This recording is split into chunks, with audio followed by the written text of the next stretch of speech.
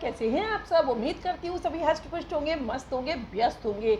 आज है एकादशी का पर्व, महा एकादशी कहना चाहिए, निर्जला एकादशी है। तो एकादशी का पर्व है, उसकी तैयारियां कर ली हैं। और ये मेरा राधे राधे का दुशाला है, इसे पहन करके मैं पूजा करती हूँ। मैंने वृंदावन से लिया हुआ था। पीले कपड़े पहन के पूजा की जाती है, तो पीले वस्त्र पहने, और पीले वस्त्र नहीं है तो पीला दुपट्टा हो। पूजा जो है वो हमेशा सर ढक के ही करनी चाहिए, चाहे स्त्री हो चाहे पुरुष हो, कोई भी हो। जब पूजन होता है तो उसमें हमेशा पुरुष के भी सिर पर रुमाल रखवाते हैं पंडित जी, तो ये नियम ज़रूर पालना चाहिए। हिंदू धर्म में इस नियम का बहुत बड़ा महत्व होता है। और जब मंदिर जाते हैं तो वहाँ के लिए भी बहुत सारी सावधानियाँ रखनी होती हैं। तो उससे पहले मैंने सजाया है बहुत प्यारा सा अपना मंदिर। फूल बंगले सस्ते हैं, तो उसी तरीके से अगर फूल बंगला नहीं सजा पा रहे हैं तो भगवान का जो है अभिषेक कर सकते हैं फूलों से। और विष्णु भगवान की पूजा है, तो इसमें कृष्ण भगवान की और विष्णु भगवान की पूजा की है। आपकी कृपा मेरे परिवार पर और मेरे ऊपर सदा बनी रहे। इस तरीके के पूजन किए जाते हैं, भगवान ज़रूर से प्रसन्न होते हैं। दिखाऊंगी अपने मंदिर की और पूजा की झलकियाँ। तो ये सुबह जल्दी से उठ के मैंने यहाँ पर फूल मालाओं से, ये ओरिजिनल नहीं है तो कोई बात नहीं, फूलों से करूँगी मैं अभिषेक, और यहाँ मालाओं से डेकोरेट किया है अपना मंदिर। कहते हैं ना, जहाँ प्रेम होता है वहीं सागर बहता है, प्रभु भी वहीं बसते हैं और वहाँ रिश्ते भी अपने आप ही बन जाते हैं। ये प्रेम ही तो है जो हम आपको रोज़ याद करते हैं। क्यों, मनुष्य के जीवन में प्रेम ईश्वर की देन होता है और इस प्रेम से बढ़कर कुछ भी नहीं। तो मुझे नहीं दिख रहा कि ये ओरिजिनल नहीं है, बस मुझे भाव ये है कि मैंने अपना मंदिर जो है सजा लिया है। मेरा फूल बंगला जो है सज के रेडी हो गया है, जहाँ पर मैं मनाऊंगी आज अपने दोनों देवों को। विष्णु भगवान को समर्पित होती है ये एकादशी, और चौकी लगा ली है, दीपक लगा दिया है और घड़ा भर लेते हैं। तो सभी सामग्री अपने पास इकट्ठी करके रख लें ताकि बार बार हमें उठ के ना जाना पड़े। और अब इसमें थोड़ी शक्कर डाल देंगे जिससे ये मीठा जल हो जाए। भगवान को भी कभी नहीं खाली जल इस तरीके से देते हैं। और इसके ऊपर रख लेंगे कोई भी फल, जो भी ऋतु फल हैं आपके पास, अच्छे से धुल के रख लें। अब एक स्वास्तिक बना लेंगे और स्वास्तिक बनाकर इसको घड़े का पूजन बोलते हैं। पूजन करके ही घड़ा हमें दान करना चाहिए। ठाकुर जी के लिए सुराही नहीं मिली है तो मैंने मटकी ली है, और अब यहाँ पर ये बेला है फूल वाला, इसमें स्वास्तिक बना लिया है और तिल का आसन दे दूँगी मैं। और आज दोनों विष्णु भगवान और कान्हा दोनों ही यहाँ पर स्नान होगा, अभिषेक होगा इनका। फिर इनको वस्त्र पहनाए जाएंगे, यानी कि इनका फुल श्रृंगार होगा। तो पहले गंगा जल से ये स्नान करा रही हूँ मैं। ओम नमो भगवते वासुदेवाय नमः, ओम नमो भगवते वासुदेवाय नमः। दोनों ही देव इसी मंत्र से स्नान करेंगे। फिर पंचामृत है, इसमें दूध, दही, शक्कर, घी सब कुछ है। शहद का भी थोड़ा सा वर्जित माना जाता है, लेकिन भगवान के लिए हम इसमें मिला सकते हैं, लेकिन खुद उसको ग्रहण नहीं कर सकते प्रसाद रूप में आज की एकादशी के दिन। तो पुष्प मिले हुए जल से स्नान करा दिया है, केसर चंदन सभी से, और ये हो गया प्यारा सा श्रृंगार। और ये पीली ड्रेस में आ गए हैं अब यहाँ पर विश्वात्मा, और इनको चंदन का लेप लगाएं और अपने भी माथे पर लगाएं। और ये सुंदर सा हार और ये प्यारे प्यारे से दर्शन मेरे लड्डू गोपाल जी के। और इसके बाद इनकी बांसुरी श्रृंगार नॉर्मल श्रृंगार है, और यहाँ विष्णु देव को भी मैंने चंदन लगाया है और ये तुलसी की माला दी है इनको। अब फूलों से इनका कर लेंगे हम अभिषेक। अब साबुत पुष्पों से भगवान के विशेष अंगों की पूजा करूंगी। दामोदराय नमः कहकर भगवान के दोनों चरणों पर पुष्प दें, माधवाय नमः कहकर घुटनों पर चढ़ाएं, कामप्रदाय नमः कहकर दोनों जंघाओं पर, बाण मूर्तये नमः कहकर कट प्रदेश पर, पद्मनामाय नमः कहकर भगवान की नाभि पर, और हाथ में पुष्प और तिल लेकर संकल्प ले लें।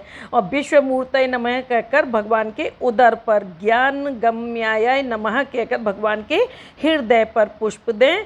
वैकुंठ गामिने नमः कहकर भगवान के कंठ पर, सहस्त्र बाहवे नमः कहकर भगवान की बाहुओं पर, योग रूपणे नमः कहकर भगवान के नेत्रों पर पुष्प लगाएं।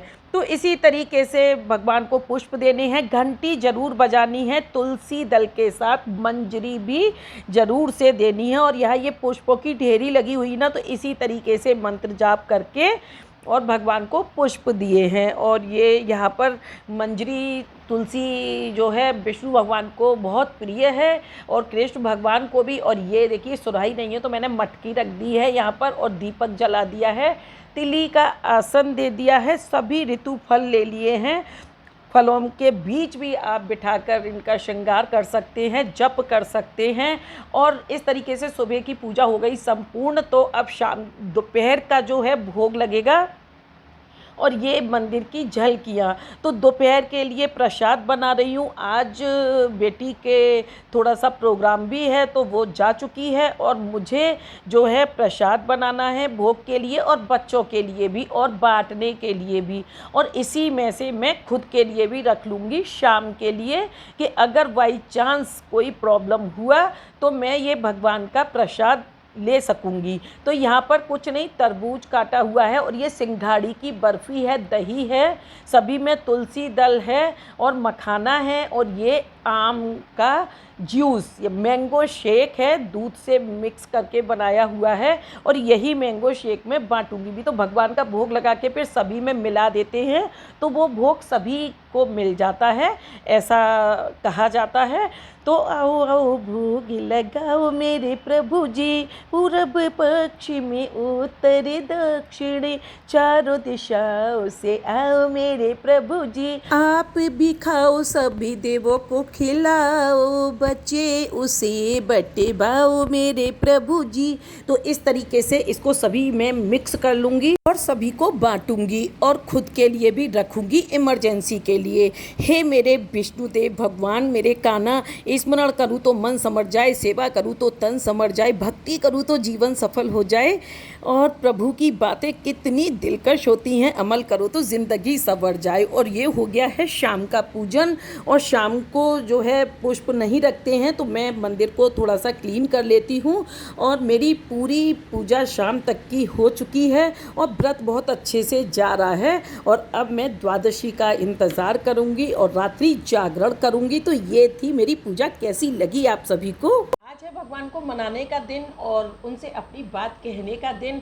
आज पूरा दिन इसी में लगा दीजिए। कर लें अपने मधुसूदन से प्रार्थना। पूरा पूजन होने के बाद में साष्टांग प्रणाम करके जगदीश भगवान से प्रार्थना करते हैं कि हे ईश्वर, यदि आप स्मरण करने पर ही मनुष्य के सभी पाप हर लेते हैं तो मेरे दुस्वप्न, मेरी चिंताएं, मेरे मानसिक संताप, अपशगुन, नरक का भय, दुर्गति संबंधी सभी कष्ट दूर करें। मेरे इहलोक और परलोक में जो भय हैं उनसे मेरी और मेरे परिवार की रक्षा करें।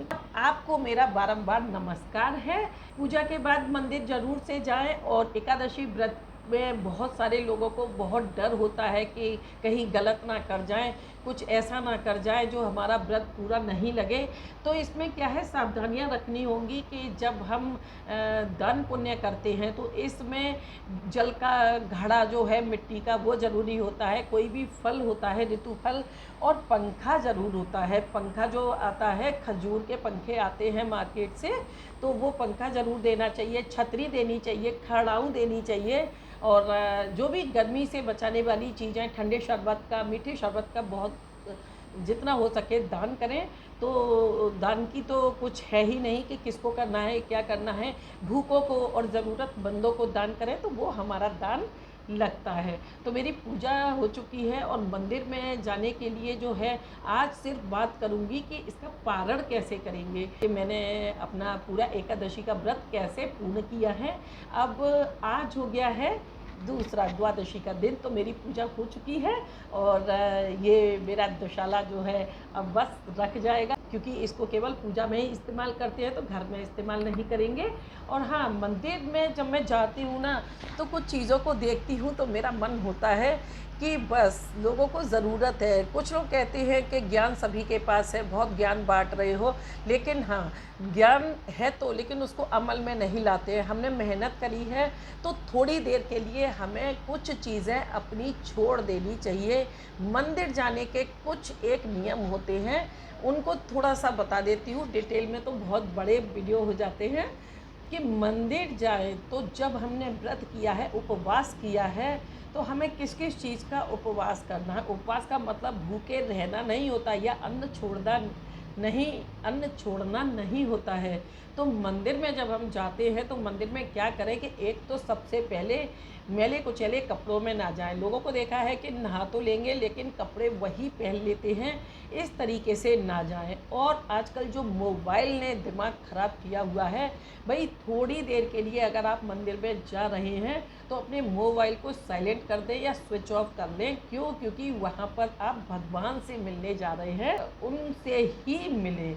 आप भी भगवान के पास जा रहे हैं थोड़े टाइम के लिए, तो इस चीज़ को बिल्कुल अवॉइड करें, बंद ही करके जाएं तो ज़्यादा बेटर होगा। कोई कॉल आ भी जाता है, ऐसा लगता है कि हाँ ये बहुत ज़रूरी है, तो बहुत लोग मंदिर में चिल्ला चिल्ला के बात करते हुए देखे हैं, तो उस चीज़ को भी ना करें। मंदिर से बाहर निकल आएँ और वहाँ पर आप अपनी ज़रूरी बात जो है वो कर लें। उसके बाद मंदिर में जाके अपना पूजन कर सकते हैं। और अगर पूजन आपको करना ही है तो बीच बीच में फ़ोन पे बात करते जा रहे हैं, फिर पूजन स्टार्ट कर रहे हैं, इससे हमारी पूजा खंडित हो जाती है। और मंदिर में कभी भी भगवान के सामने पैर फैलाकर ना बैठें। बहुत से लोग हाथ थक गए हैं और पैर पसार के बैठ जाते हैं, ये हमें दोष लगता है। मंदिर में इस तरीके से नहीं बैठना चाहिए। मंदिर में चारपाई पे या कुर्सियों पे भी बैठना वर्जित है। आजकल देखा है मंदिर में प्रोग्राम होते हैं और लोग भगवान के सामने ही चेयर पे बैठे हुए होते हैं, ये बहुत बड़ा पाप लगता है। मंदिर कभी भी इसके लिए नहीं बना है। और झूठ बोलना या घर की पंचायतें करना, ये सब मंदिर में कोई भी काम ऐसा नहीं करना चाहिए।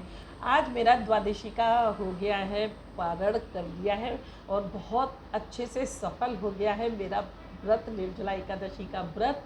तो एकादशी को जो लोग नहीं दे पाते हैं, कुछ लोगों को होता है कि धूप सहन नहीं होती है, तो द्वादशी के दिन भी पारण करते वक्त ये सभी चीज़ें हमें दान कर देनी हैं। जल का कलश, ऋतुफल, पंखा, खड़ाऊँ, छतरी, जो भी सामर्थ्य हो सभी कर सके तो सभी कर दें, बहुत ही ज़्यादा अच्छी बात है।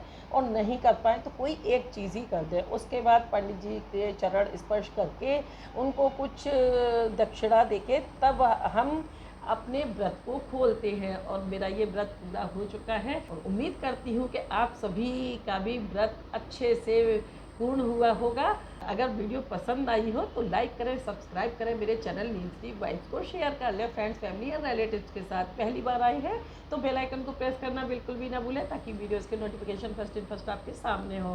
हंसते रहें, हंसाते रहें, मस्त रहें, व्यस्त रहें, देखते रहें मेरे साथ नीलसी वाइब्स को। Thanks for watching.